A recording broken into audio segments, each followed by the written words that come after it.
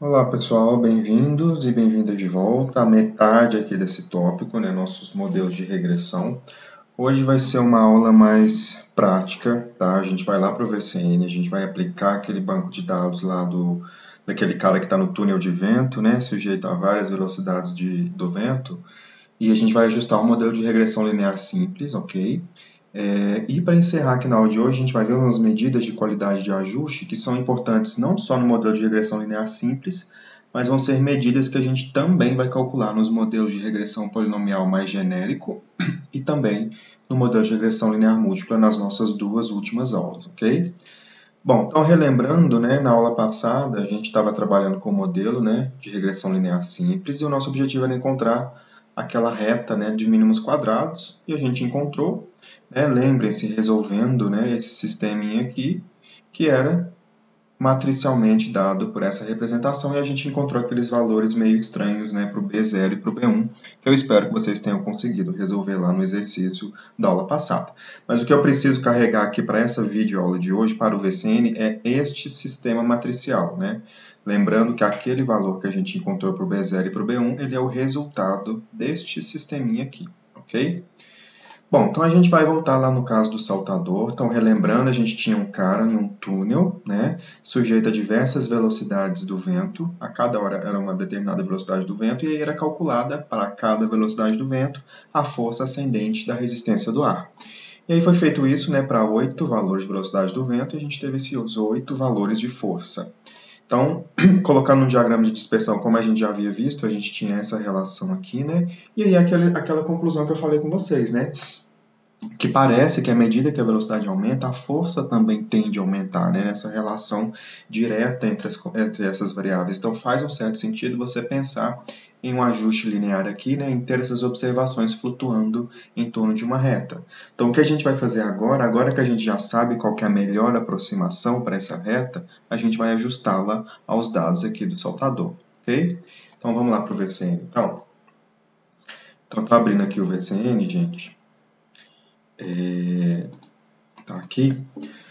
Bom, então, esse modelo que a gente vai ajustar é aqui ajuste de curvas. Vocês vão ver aqui em ajuste polinomial, ok? E aí vocês vão começar a acrescentar os seus pontos. A gente tem, no caso, 8 pontos. E o grau do polinômio aqui, gente, é o grau da curva que você quer resumir a sua nuvem de pontos. Inicialmente, a gente está trabalhando com o polinômio de grau 1, a nossa simples reta, ok? Então, eu vou dar um pause aqui no vídeo que eu vou colocar os pontos. Bom, então coloquei os nossos 8 pares de pontos aqui, ok? Então, quanto a isso não tem segredo, né, gente? Só acrescentar os pontos. Então, reforçando, colocar o grau do polinômio aqui e bota para calcular. Bom, então vamos tentar interpretar o que está acontecendo aqui, ó. Como é que ele calculou, né, a equação aqui que está aqui embaixo de quadrados mínimos. Então, ele montou, pessoal, aquele sistema que eu falei para vocês prestarem atenção. Olha só, deixa eu voltar aqui no slide. Aqui o sistema aqui, ó. Esse sistema, n soma de xi, soma de xi, soma de xi2. Ele está aqui, ó. N soma de x, soma de x, soma de x2. Ok? Aí ele coloca os valores aqui do lado. Aqui são os valores da nossa incógnita, né? B0 e B1, que ele já encontrou. E aqui tem o nosso vetor de constantes, que como a gente viu lá no slide, é soma do y, soma de x vezes o y. Então tá aqui, ó. Soma do y e soma de x vezes o y. Ok? Então é por isso que a gente tem esse sistema aqui embaixo, porque é o que o VCN usa para resolver e encontrar os valores do B0, então essa é a estimativa para o B0, nosso intercepto, e essa é a estimativa para o beta 1, estimativa para o beta 0 e a estimativa para o beta 1. Portanto, esta é a equação dos quadrados mínimos para esse caso aqui, tá certo? Então aqui está o gráfico, gente. Então olha só, aqui estão os pontos em vermelho, que relacionam a velocidade com a força, que a gente observou nos dados. E aqui em verde está a nossa equação de quadrados mínimos dada por esta equação de reta aqui, beleza? Então vamos entender agora o que está acontecendo aqui em cima. Ó. O que ele está fazendo? Aqui está o x, aqui está o y. Aqui, gente, é o que ele chama de y calculado. São aqueles mi's, né? Então, por exemplo, esse valor de menos 39, o que ele fez? Ele pegou esse 10 aqui e jogou na minha equação de reta. É o que eu esperaria para a observação y correspondente ao 10 sob o meu modelo. Então, é esse cara aqui, que é o que eu observo. E isso menos isto vai dar esta distância, que é a distância vertical, né? Ou seja, vamos ver aqui no gráfico, é aquilo que eu falei com vocês, né? É a distância vertical aqui do primeiro pontinho com aqui o que seria ele segundo o meu modelo ali em cima da equação de reta. Então, ele calculou a primeira distância vertical, que é essa daqui. Aí você tem a segunda para o segundo ponto, para o terceiro, até o oitavo ponto, que está aqui. E aí, o que você faz agora com essas distâncias, gente? Eleva ao quadrado e soma todas elas. Para quê? Para calcular a função desvio. Então, a função desvio para esse banco de dados, olha só, é essa daqui, ó. 216.118,15. Então, esta é a menor função desvio que aproxima essa nuvem de pontos por uma equação de reta, né? Lembrando, essa equação de reta vai sempre fornecer a menor função desvio. Então, esse é o ajuste nos dados lá de força e velocidade do vento, aqui por um modelo de regressão linear simples com o VCN, tá bom? Bom, então foi esse o ajuste, gente. Talvez vocês estão achando muito grande esses valores aqui, mas é por causa da escala dos números que já é grande, né? Então não é surpresa você ter esse tamanho de função de desvio, não, tá bom? Vocês vão ficar muito surpresos com esse valor, não. Agora a gente precisa entender quem é esse cara aqui, ó, gente. Importantíssimo na análise estatística, o pessoal ama esse cara. Daqui a pouquinho a gente vai chegar nele, tá bom? Mas vamos voltar nos slides, então. Então, se eu fosse conduzir esse exemplo, né, do saltador, lá da força ascendente da resistência do ar na mão, aí não tem jeito, você teria que construir todos os x, os y, o x e quadrado, o produto do x com y, construir os somatórios, colocar nas suas frações aqui e encontrar o valor que a gente já tinha visto lá no VCN, aplicando as fórmulas, né, que é o resultado daquele sistema linear, tá bom?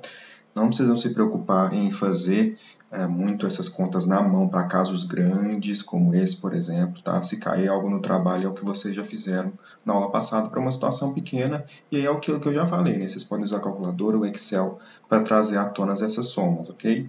Vai ter alguma questão, sim, certamente, para vocês brincarem com essas expressões que é importante. Principalmente o que está por trás, né, de onde que elas vieram. Mas, enfim, isso fica lá para o nosso trabalho 4. Não sei se eu falei 3 anos, enfim, mas é o nosso trabalho 4, tá bom? Aqui está o ajuste que a gente viu lá no VCN. E aí, gente, o que você pode fazer? Olha só, com esse ajuste da reta, a gente pode começar a fazer previsões para outros valores de velocidade do vento que eu não tenho, por exemplo. Então, por exemplo, aqui em 55, velocidade de 55, que está por aqui, ó, aqui, né? Eu posso projetá-la na minha equação de reta, que é o que eu estou ajustando aqui pelo meu modelo, e vai ser a minha previsão para a força na velocidade de 55. Então, o que você faz isso? Você pega a sua equação de reta, que você estimou, joga aqui o valor de 55 e você tem a previsão para a força em 55. 75, por exemplo, também, onde está 75? 75 está por aqui, ó. Então, vai ser esta a previsão que você está fazendo para a força em 75. Né, a estimativa que você está obtendo para a força em 75. Só que a gente pode, aqui nos modelos de regressão, fazer uma coisa que se chama extrapolar, né? Ou seja, calcular essa previsão para valores que estão fora do meu domínio, como 90, por exemplo, que está aqui, ó. Era uma coisa que não era muito recomendada lá em interpolação polinomial, porque como era dados precisos, né, geralmente você tem na interpolação, você está interessado apenas em valores intermediários. Tá? Existe a questão da extrapolação no contexto de interpolação, mas a gente não abordou. Mas aqui para modelo de regressão, você pode sim fazer previsões para valores que estão fora do seu domínio que você observa, como 90 aqui, por exemplo. Então basta jogar ele na sua equação de reta, está aqui, multiplicando por 90, e você estima, portanto, prevê, né, a força para uma velocidade de 90, tá certo? Então, isso daqui basicamente é utilizar aquele ajuste do seu modelo para fazer as previsões, ok? Bom, então agora vamos falar agora então de qualidade de ajuste. Você ajustou aquela reta de quadrados mínimos, ela já tem uma propriedade bacana, né, que garante a menor função de desvio, mas mesmo assim, será que a qualidade de ajuste que eu fiz está boa? Será que eu fiz um bom ajuste? Então, um parâmetro que a gente usa muito para aferir a qualidade do ajuste é esse coeficiente de determinação, que é o famoso R2 lá da estatística, dos modelos de regressão, né? E ele é uma medida que é definida por essa expressão aqui, e por construção dessa expressão ele está sempre no domínio 0, 1.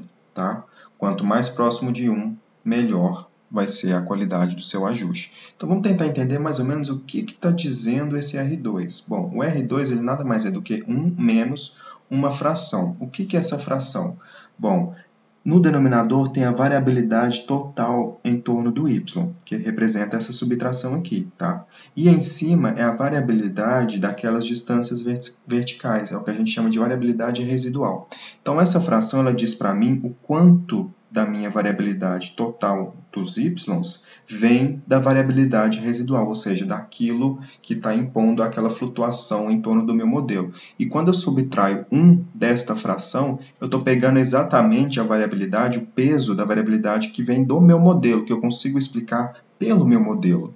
Então, a gente consegue dizer que o coeficiente de determinação nada mais é do que a proporção da variação total dos seus dados, em torno da média, que é explicada pelo seu modelo de regressão, ou mais informalmente, o quanto que as variáveis que naquela estrutura que você está impondo ali para o seu modelo consegue explicar a variável resposta y, ok? Então, basicamente é isso. Essa coeficiente é extremamente importante e espero que vocês entendam bem essa interpretação, tá?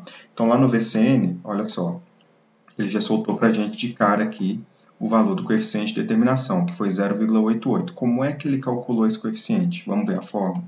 Então, ele pegou a função desvio, que era quanto? Que era 216.118, e ele dividiu essa função desvio pela soma do y ao quadrado menos 1 sobre n, a soma do yi elevado ao quadrado. E esses resultados aqui você consegue obter, né, a partir das suas observações. Então, subtraindo de 1 aqui, você consegue provar que vai dar 0,88. Qual que é a interpretação disso? Eu estou dizendo que a minha variável x, ó, a minha variável x, que no caso é a velocidade, né, ela consegue aproximadamente explicar ali 88%, né, da variabilidade total em torno da resposta y, que é a força ali, em torno da sua média. Okay? É o quanto que essa variável é importante para explicar ali o y nessa estrutura do modelo que a gente está colocando. Então, relativamente a um percentual alto aí, então essa única variável, né, vento, consegue explicar bem aí a força ascendente da resistência do ar, tá bom? Então é assim que a gente começa aí a interpretar essa quantidade. Vamos voltar lá no slide? Se eu fosse conduzir esse exemplo à mão, né, gente, primeiro eu teria que calcular quem? A função desvio.